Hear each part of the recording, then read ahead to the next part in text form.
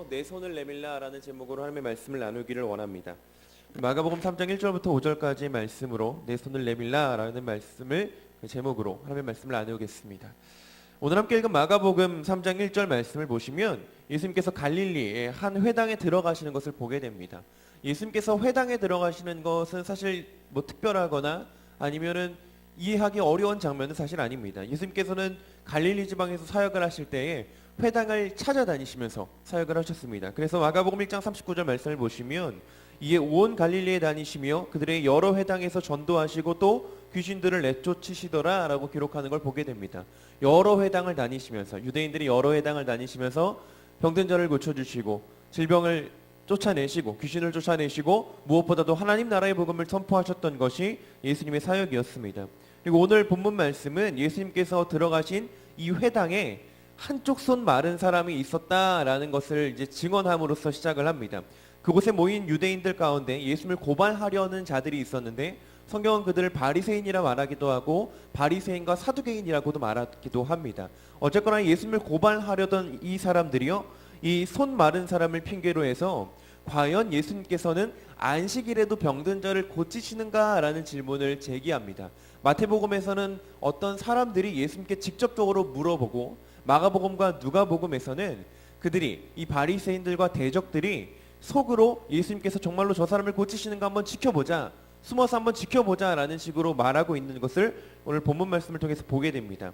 누가복음 6장 7절의 말씀을 보면 서기관과 바리새인들이 예수를 고발할 증거를 찾으려 하여 안식일에 병을 고치시는가 엿보니라고 기록합니다. 그들은 지금 예수님께서 안식일에 병을 고치시는가 고치시지 않는가를 가지고 예수님을 고발할 계획을 가지고 예수님을 지켜보고 있습니다. 만약에 예수님께서 병든 자를 안식일에 고치신다면 구약의 안식일법을 따라서 그 안식일법을 어긴 것을 책잡아서 예수님을 고발하고 나아가서는 예수님을 죽이기까지 원하는 것이 지금 이들의 마음이었던 거죠. 그런데 오히려 그런 이들을 향해서 예수님께서 반문을 하시는 것을 우리는 우리 본문 말씀에서 보게 됩니다. 마가복음 3장 4절 말씀인데요, 우리 함께 이 말씀 읽어보도록 하겠습니다. 함께 읽겠습니다.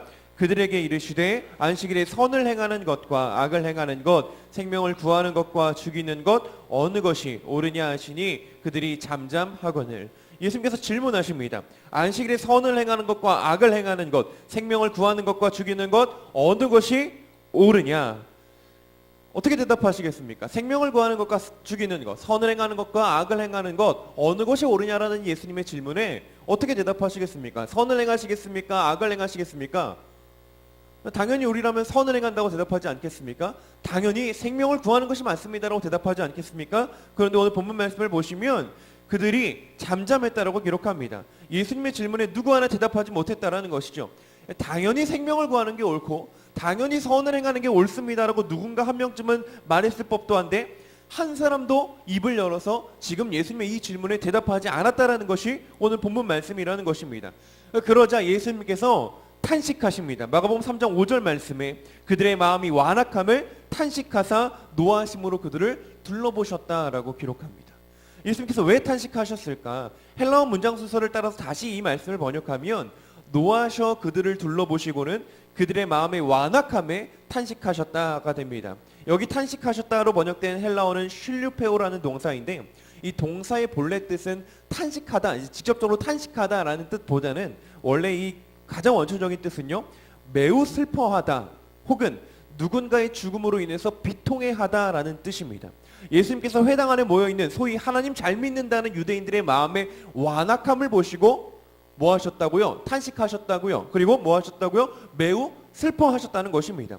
하나님을 모른다 혹은 믿지 않는다고 하는 사람들의 완악함을 보시고 지금 마음 아파하시고 탄식하시고 매우 슬퍼하신 것이 아니라 오늘로 치면 교회에 다닌다는, 하나님 믿는다는, 그래서 소위 성도라고 불리는 이들의 마음의 완악함 때문에 매우 슬퍼하고 계셨다. 그것이 오늘 본문 말씀이라는 겁니다. 그런데 이 완악함으로 번역된 헬라어 포로세이는 본래 완악하다라는 뜻이 아니고요, 굳다 혹은 완고하다라는 뜻입니다. 그러니까요, 완악함보다는 완고함이, 완악한 마음보다는 굳은 마음이라는 번역이 조금 더 헬라어 원문에 더 가까운 해석이라는 겁니다. 지금 예수님께서 그들의 어떤 마음을 보셨다고 합니까? 완악한 마음을 봤다라고 우리 성경은 기록하는데 그 헬라어 단어를 보면 굳은 마음, 완고한 마음을 보시고 탄식하셨다는 겁니다. 에스겔 2장 4절부터 5절의 말씀에 이렇게 하나님께서 말씀하십니다. 이 자손은 얼굴이 뻔뻔하고 마음이 굳은 자니라. 내가 너를 그들에게 보내노니 너는 그들에게 이르기를 주 여호와의 말씀이 이러하시다 하라. 그들은 패역한 족속이라. 그들이 듣든지 아니 듣든지 그들 가운데 선지자가 있음을 알지니라. 에스겔 2장 4절부터 5절까지의 말씀을 통해서 우리가 분명하게 보는 것은 무엇이냐면 마음이 굳은 백성의 특징이 무엇인가를 알게 된다는 거죠. 마음이 굳은 백성들의 특징은 어떤 거냐면 하나님도 너무나도 잘 알고 계십니다만 하나님의 말씀이 아무리 선포되어도 듣지 못하고 깨닫지 못하며 반응하지도 못하는 것이 마음이 굳은 자들의 특징이라는 겁니다. 하나님께서 말씀하시는데 듣지 못하고 예수님께서 함께 하시는데 깨닫지 못하고 성령님께서 인도하시고 앞서가시는데 반응하지 못한다는 것이 얼마나 슬픈 일입니까? 한번 생각해 보십시오. 하나님의 말씀이 선포되는데 그 말씀을 통해서 내게 주시는 하나님의 말씀이 들리질 않습니다. 예수님이 분명히 지금 이 순간에도 나와 함께 하시는 것이 확실할 텐데 예수님께서 오늘도 나와 동행하기를 너무나도 원하실 텐데 그 함께 하시는 예수님이 조금도 느껴지질 않아요. 성령님이 매 순간 분초마다 우리의 삶을 인도하시고 붙드시는데 그 성령님의 인도하심에 따라가기 위하여 반응해야 할진데 반응조차 못하고 있는 모습. 그게 마음이 굳어버린 백성들의 특징이라는 겁니다. 적어도 여기 모인 저와 사랑하는 성도님들의 마음이 이와 같지 않기를 소망합니다. 자, 그런데요. 그럼 우리의 마음이 굳어졌는지 좀 알아야 할 수 있지 않겠습니까? 어떻게 해야 우리의 마음이 굳어졌는지 굳어지지 않았는지를 좀 판단할 수 있을까요? 우리의 마음이 굳어졌는지 아닌지를 점검해 볼 수 있는 가장 쉬운 방법 중에 하나는요. 우리의 심령에서 입술에서 아멘이 사라지지는 않았는지를 살피는 것입니다. 그냥 뻐끔뻐끔하는 아멘을 말씀드리는 것이 아니라 정말 하나님의 말씀에 내 심령이 반응해서 그 영과 마음이 하나님 앞에 아멘하지 않을 수 없어서 토해내는 아멘. 이 바로 그런 믿음의 그리고 감사의 고백을 말하는 겁니다. 아모스 5장 4절 말씀에 여호와께서 이스라엘 족속에게 이와 같이 말씀하시기를 너희는 나를 찾으라 그리하면 살리라 라고 말씀하셨다면 그럼 우리는 어떻게 반응해야 합니까? 아멘하고 반응해야죠. 여호와를 찾으라 그리하면 살리라는 말씀이 선포됐을 때 우리는 뭐합니까? 아멘해야 합니다. 아멘하고 하나님을 찾고 하나님께로 돌아가야죠. 하나님 내가 돌아가기 원합니다. 하나님을 찾습니다. 그것만이 나의 살 길입니다 라고 고백하면서 하나님 앞에 돌아서는 것이 하나님 앞으로 돌아서는 것이 맞지 않습니까? 마가복음 1장 15절 말씀에서 예수님께서 말씀하십니다. 이르시되 때가 찼고 하나님의 나라가 가까이 왔으니 회개하고 복음을 믿으라. 그럼 또 우리는 뭐 해야 됩니까? 아멘해야죠. 회개하고 복음을 믿기 위해서 아멘하고 예 예수님 제가 믿습니다. 예 예수님 제가 회개합니다. 예수님 하나님의 나라가 임할 때 내가 예수 그리스도와 함께 하기를 원합니다라고 간구하고 기도해야 되는 것이 아닙니까? 그런데 오늘 우리가 보고 있는 이 성경 말씀을 통해서 증언되는 것은 무엇이냐면 아모스서의 그 말씀이 선포될 때 이스라엘 백성들은 아멘하지 않았다라는 것이고 예수님께서 이 땅 가운데 오셔서 하나님의 나라를 선포하실 때 많은 유대인들 역시도 아멘하지 않았다라는 겁니다. 하나님의 말씀과 인도하심에 아멘하지 못하는 것은 정말 큰 문제입니다. 그냥 아멘을 하고 못하고의 문제가 아니라 이것은 사느냐 죽느냐의 문제이기 때문입니다. 예수님 당시 유대 랍비들 가운데 유명한 두 학파가 있었습니다. 힐렐 학파하고 샴마이 학파라는 학파인데요. 힐렐 학파는 조금 더 진보적인 학파였고 샴마이 학파는 좀 보수적인 학파였습니다. 당연히 어디나 진보와 보수가 만나면 무슨 일이 발생합니까? 서로 싸우겠죠. 그죠?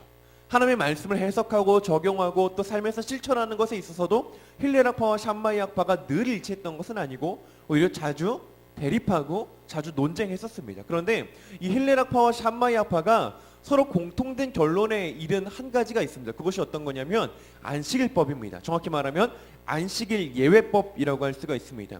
이 안식일 예외법이라는 게 어떤 거냐면 이런 질문에서부터 시작하는 겁니다. 안식일에 상을 당한 사람을 찾아가서 조문을 하고 위로를 하고 병든 자들을 위문하는 것이 과연 안식일에 허용되는가라는 질문이 제기됐던 겁니다. 안식일에 상을 당한 사람들이 분명히 있지 않습니까? 그러면 찾아가야 되잖아요. 그런데 구약의 율법을 보면 안식일날 이 하나님께서 딱 하라고 하신 것 외에 이 다른 행동을 하면 죽이라라고 기록을 하거든요. 그러면 안식일법에 접촉이 되니까 위문도 못하고 조문도 못하고 이 사람들을 살피러 갈 수도 없는 그런 상황 아닙니까? 그러니까 그 시대에 이거 어떻게 해야 됩니까? 라는 질문이 던져졌다라는 거죠. 그래서 이 힐렐 학파와 샴마이 학파가 각자 이제 연구를 해갖고 어떻게 해야 될까라는 결론을 내립니다. 이런 일이 있다고 한번 생각을 해보죠. 안식일에 집이 무너져 버립니다. 우리로 치면 주일날 이제 예배를 드리러 이제 왔는데 집에 꼭 보면 이제 늦잠 자고 이래가지고 늦게 오는 분들 계시지 않습니까? 그런데 그런 집이 무너져 버린 거예요. 갑자기 집이 무너져서 그 무너진 잔해 속에 이 한 사람이 함몰돼 갖고 그 안에 갇혀 있습니다. 그럴 때 과연 이 안식일 날 그 사람을 구해야 할까요, 말아야 할까요? 이런 질문이 던져졌다라는 거죠. 이 힐렐 학파와 샴마이 학파가 이 부분에 대해서 동일한 결론에 이릅니다. 핵심은 어떤 거냐면 생명에 있습니다. 그 사람이 아직 죽지 않았고 생명이 경각에 달린 그 상황에서 그 사람의 생명을 살릴 수 있다면 안식일이라 하더라도 가서 그 사람을 구하는 것이 맞다는 겁니다. 충분히 합리적인 결론이죠. 그러나 만일 그 사람이 이미 잔해 아래 깔려 죽었다면, 혹은 잔해 아래 깔렸으나 생명의 위협이 되지 않는 지경이라면 그 죽은 자를 수습하거나 그 사람을 꺼내는 일은 안식일이 지난 다음날 해야 한다라는 결론까지도 내립니다. 가장 중요한 게 뭡니까? 생명이 지금 경각에 달려 있느냐, 생명을 살릴 수 있느냐 없느냐, 생명의 위험의 상황이냐 아니냐, 이게 판단의 중요한 기준이 된다는 겁니다. 자, 그러면요, 한쪽 손이 마른 질병은 당시 유대인들에게 어떻게 생각이 됐을까요? 한쪽 손 마른 사람의 질병을 유대인들은 어떻게 생각했습니까? 생명을 위협할 정도의 큰 질병으로는 생각하지 않았던 모양입니다. 그러니까 이 질병 걸린 사람을 가지고 예수님을 테스트하려 했던 거죠. 만약 예수님이 이 사람의 병을 고치시면 안식일법을 어겼다는 제목으로 고발하려 했던 것입니다. 그런데 예수님은 어떻게 행동하십니까? 그 사람을 덜컥 고쳐버리십니다. 마가복음 2장 5절 말씀에 그 사람에게 이르시되 내 손을 내밀라 하시니 내밀매 그 손이 회복되었더라. 궁금한 게 이거였습니다. 예수님은 모르셨을까요? 예수님께서 그 사람들이 예수님을 지금 고발하려고 예수님께 함정을 파고 기다리고 있었다는 것을 예수님이 모르셨을까요? 그러나 마가복음 1장부터를 보다 보면 예수님은 귀신들의 속마음까지도 다 살펴버리십니다. 각 사람이 가지고 있는 그 마음의 중심까지 헤아리시는 분이 예수님이셔요. 근데 예수님께서 도대체 왜 이 사람을 고치셨냐라는 것이, 제가 이 말씀을 묵상하고 또 말씀을 공부하면서 왜 이 문제를 해결할 수가 없어가지고 고민했던 부분입니다. 예수님은 한쪽 손 마른 질병을 생명이 경각에 달린 그런 문제로 보셨던 걸까? 그것도 틀리지 않을 수도 있겠습니다만은, 하지만 여기엔 더 중요한 사실이 한 가지가 있습니다. 오늘 함께 읽은 마가복음 2장 5절 말씀에 그 답이 있습니다. 우리 마가복음 2장 5절 말씀 다시 한 번 더 화면 보시면서 함께 읽겠습니다. 그들의 마음이 완악함을 탄식하사 노하심으로 그들을 둘러보시고, 여기 완악한 마음이 바로 굳은 마음이라고 말씀드리지 않았습니까? 그런데 헬라어 성경의 다른 사본들을 찾아보면 우리말 성경에서 완악함이라고 번역된 그 자리에 굳다, 완고하다라는 뜻의 프로세이가 아니라 또 다른 단어, 그러니까 전혀 다른 또 다른 단어를 사용하는 것을 보게 됩니다. 그 단어가 어떤 단어냐면 네크로세이라는 단어입니다. 이 네크로세이라는 단어는 굳다 혹은 완고하다는 뜻의 프로세이라는 뜻이 다릅니다. 네크로세이 뜻은 어떤 거냐면 죽음입니다. 그러니까요, 다른 사본은 어떻게 기록되어 있냐면 그들의 마음의 죽음을 탄식하셨다라는 것이 성경의 기록이라는 것이죠. 자, 문제가 뭐였습니까? 다시 문제로 돌아가죠. 왜 예수님께서는 생명과 직접적으로 연결되어 보이지 않는 손 마른 질병을 치료하셨던 겁니까? 라는 거죠. 치료하셔서 굳이 대적자들에게 빌미를 주지 않아도 되는 거 아닙니까? 그리고 만약에 치료하실 거면 회당에 나가서 조용한 곳에 따로 가셔서 치료하셔도 되는 일 아닙니까? 그런데 지금 예수님께서 오늘 본문 말씀에 어떻게 행동하십니까? 그 사람을 회당의 유대인들이 뺑 둘러 앉아 있는데 한 가운데 불러서 일으키십니다. 그리고 그 사람을 유대인들이 보고 있는 와중에, 예수님을 죽이려고 고발하려고 기다리는 그 대적자들이 보고 있는 와중에 대놓고 치료해 버리십니다. 왜 예수님께서 이렇게 행동하셨을까? 예수님께서 그 회당 안에 앉아 있는 그 사람들의 굳은 마음, 죽은 마음, 죽어가는 마음을 보셨기 때문이라는 겁니다. 그런 마음으로 회당에 앉은 자들을 보시고 매우 슬퍼하셨기 때문이라는 거죠. 그래서 가르쳐주고 싶으셨던 거예요. 예수님은 지금 생명을 구하는 일을 하고 계시다라는 거죠. 그 사람들 보기엔 이것은 생명을 구하는 일과 전혀 상관없는 것처럼 보이지만 예수님은 지금 그곳에서 여전히 생명을 구하는 일을 하고 계십니다. 단순히 육신의 질병을 치료하는 것에 국한되어 있는 것이 아니라 더 근본적으로 마음이 굳어 예수 그리스도께서 전하시는 하나님 나라의 복음에 아멘 하지 못하는 그 죽어가는 영적인 질병을 치료하기 원하셨던 것이 예수님의 마음이라는 겁니다. 그래서 마가복음 2장 17절 말씀을 보시면 예수님께서 이렇게 말씀하십니다. 건강한 자에게는 의사가 쓸데없고 병든 자에게라 있을 때 있느니라. 나는 의인을 부르러 온 것이 아니요 죄인을 부르러 왔노라. 예수님께서 죄인을 부르기 위해 그렇게 영적으로 병들어 죽어가는 우리를 살리기 위해 이 땅 가운데 오셨다라는 것이 예수님께서 직접 말씀하시는 이 땅 가운데 오신 이유이고 목적이라는 겁니다. 오늘 이 순간 우리의 마음에 굳어있음이 깨달아졌다고 한다면 내 마음에 굳어있음을 먼저는 인정해야 할 겁니다. 그리고 예수님께서 한가운데 일어서라라고 말씀하실 때 우리는 아멘 하면서 일어서야 할 줄을 믿습니다. 예수님께서 내 손을 내밀라라고 말씀하실 때 우리는 손을 내밀어야 할 줄을 믿습니다. 여기 내밀라고 하시는 손은 어떤 손입니까? 마른 그 손입니다. 바꿔 말하면 하나님 앞에 굳어있는 내 마음, 굳어서 죽어가고 있는 내 영과 마음을 예수님 앞에 내보여야 한다라는 것입니다. 에스겔 36장 26절은 이렇게 말씀합니다. 새 영을 너희 속에 두고 새 마음을 너희에게 주되 너희 육신에서 굳은 마음을 제거하고 부드러운 마음을 줄 것이다. 이것이 하나님의 뜻입니다. 이것이 우리에게 원하시는 하나님의 마음입니다. 굳은 마음을 제거하고 부드러운 마음을 주시기 원하시는 것이 하나님의 마음인 줄 믿습니다. 새 영을 우리 안에 주시는 것이 하나님의 소망인 줄 믿습니다. 로마서 8장 2절에 이렇게 말씀합니다. 그리스도 예수 안에 있는 생명의 성령의 법이 죄와 사망의 법에서 너를 해방하였음이라. 그렇습니다. 그리스도 예수 안에 있는 생명의 성령의 법이 마음이 굳어 죽음의 문턱을 서성이는 우리를 그 죄와 사망의 법에서 해방했습니다. 그러니 이제 우리는 뭐 해야 됩니까? 그 예수 그리스도를 의지하여 기도해야 됩니다. 이렇게 기도해야 합니다. 주님, 제가 지금 이렇게 영적으로 무뎌져 있습니다. 하나님의 말씀이 선포되고 하나님의 말씀이 내 눈앞에 읽혀지고 있는데도 불구하고 나는 아무것도 깨닫지 못하고 아무것도 느끼지 못하고 아무것도 알지 못하고 하나님의 마음을 발견하지도 못합니다. 굳은 내 마음이, 아멘조차 하지 못하는 내 마음이, 그런 죽은 내 영이 살게 하여 주옵소서. 그래서 이제 나도 주님의 부르심에 아멘 하면서 예수 그리스도의 증인된 삶을 살아갈 수 있도록 주님 나를 치료해 주십시오. 이것이 우리의 기도가 되어야 할 줄을 믿습니다. 오늘 이렇게 기도하는 저와 우리 성도님들이 되기를 간절히 소망합니다. 기도하시겠습니다.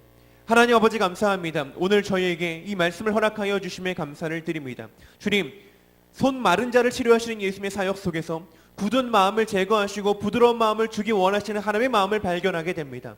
하나님, 우리의 마음은 어떠합니까? 주의 말씀이 선포되는 그 자리에서조차도 우리의 입술은 굳어 아멘하지 못하고 우리의 마음은 굳어 아멘하지 못하고 우리의 심령이 메말라서 여호와 하나님의 말씀 앞에 아멘하며 반응하지 못하지 않습니까? 삶의 무게에 짓눌려서 육신의 질병으로 인해서 여러 가지 환난과 고초로 인해서 우리의 마음이 너무나도 억눌러 있어서 하나님의 말씀에 아멘하지 못하고 깨어있지 못하고 반응하지 못하고 있다면 오늘 이 시간 예수님 우리 가운데 역사하셔서 말씀하여 주옵소서. 내 손을 내밀라라고 말씀하실 때 우리의 굳은 그 마음을, 굳은 그 손을 예수 그리스도 앞에 내밀기 원하오니 오늘 이 시간 기도하고 간구하고 부르짖으며 주님의 치유의 역사를 간구할 때 주님 우리의 영적인 이 질병 또한 치료하여 주시옵소서. 주님께서 우리 가운데 역사하시고 함께 하시며 오늘 이 시간 우리를 치료하실 줄을 믿사오며 감사드리며 예수님의 이름으로 기도드립니다. 아멘.